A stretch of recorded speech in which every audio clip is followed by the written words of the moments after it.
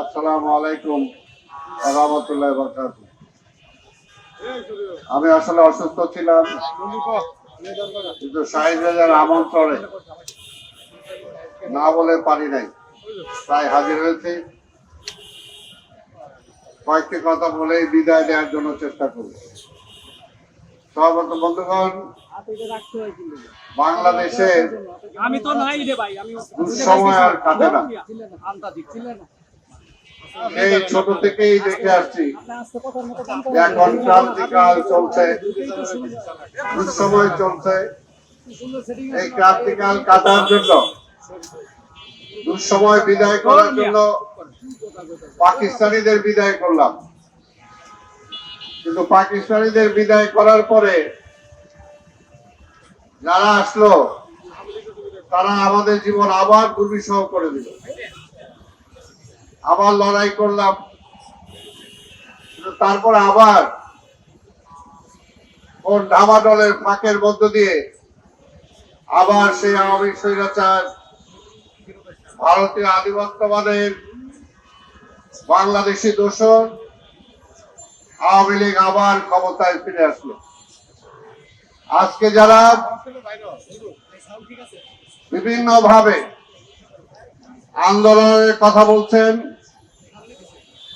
ধমক দিচ্ছেন, এই না হলে এই হবে না, এই না হলে এই নির্বাচন হবে না, আমি সবাইকে বলবো, বাংলাদেশ স্বাধীন হওয়ার পরে ৭২ থেকে ৭৫ যাদের অত্যাচারে, নিপীড়নে, নির্যাতনে শুধু আমরা রাজনীতিক না, সারা দেশের মানুষ বেওয়ারিশ লাশ হয়েছিল, গুম খুনের হত্যার শিকার হয়েছিল। সিরাজ শিকদারকে হত্যা করার পরে বলেছিল, কোথায় সিরাজ শিকদার? কাদের সহায়তায়,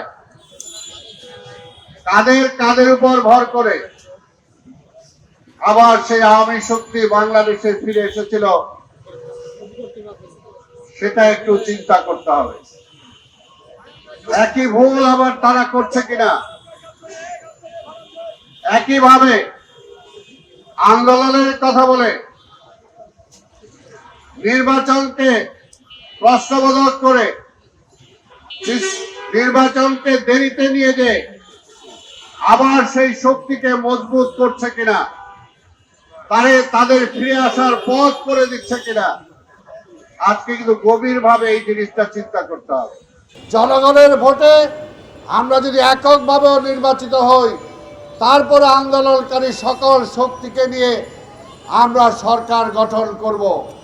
কারণ এই সরকার চালাতে হলে দেশের যে অবস্থা, সব কিছু ভেঙে চলে চুরমার করে দিয়েছে ফ্যাসিবাদ।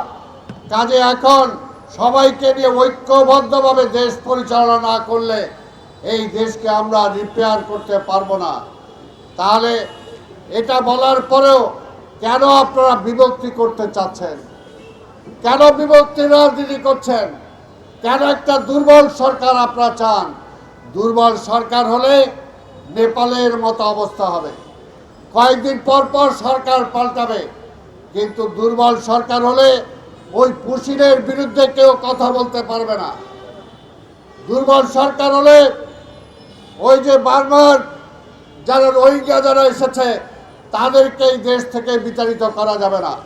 দুর্বল সরকার হলে আমার ন্যায্য পানির হিস্সার জন্য আমি দাবি করতে পারবো না।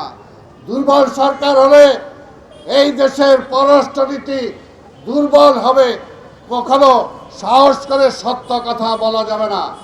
দুর্বল সরকার হলে সার্ককে পুনরায় ফিরে আনা যাবে না। তাই তারা দুর্বল সরকার চায় কারা? যারা ভারতকে প্রতিষ্ঠা করতে চায়। তাই ভাইয়ের আমার পরিষ্কার কথা, বিএনপির জন্মই হয়েছে এই ভারতীয় আধিপত্যবাদের বিরুদ্ধে লড়াই করার জন্য। বিএনপির জন্মই হয়েছে আওয়ামী লীগের বিরুদ্ধে লড়াই করার জন্য। বিএনপির জন্মই হয়েছে কে বাম কে ডান সেদিকে না। বিএনপি হলো একদম মধ্যমপন্থী দল। জাতি উপজাতি যারা আছে তারা শান্তিপূর্ণভাবে বসবাস করতে পারে যখন বিএনপি ক্ষমতায় থাকে। আজকে দুর্গা পূজা আসছে সামনে, এই পূজাকে কেন্দ্র করে আগেও দেখেছেন যখন তাদের ভোট দিয়ে যে আওয়ামী লীগ কার্য করত, ক্ষমতায় যেত, কিন্তু আওয়ামী লীগ ক্ষমতায় থাকাকালীন এই হিন্দুরা কখনো শান্তিতে ধর্মকর্ম করতে পারে নাই। তাদের মন্দিরের জায়গা দখল করেছে আওয়ামী লীগ। এখনো বলতে চাই, গত দুর্গাপূজায় আমাদের নেতা তারেক রহমান নির্দেশ দিয়েছিলেন শান্তিপূর্ণভাবে এই দুর্গাপূজা যাতে হয়, আমাদের কর্মীদের ভলান্টিয়ার্সের দায়িত্ব পালন করতে হবে। আমি আসার আগে দুদুভাই আমাকে বলছিলেন, কথাবার্তায় তো সবসময় দেখা যায় আমাদের কাছেই দাবি করা হয়, আমরাই করি, কিন্তু আমরা তো সরকারে না। তা আমি বলছিলাম এটাই হলো বিএনপি। বিএনপি সরকারে নাই, দায়িত্বে নাই, কিন্তু দায় আছে।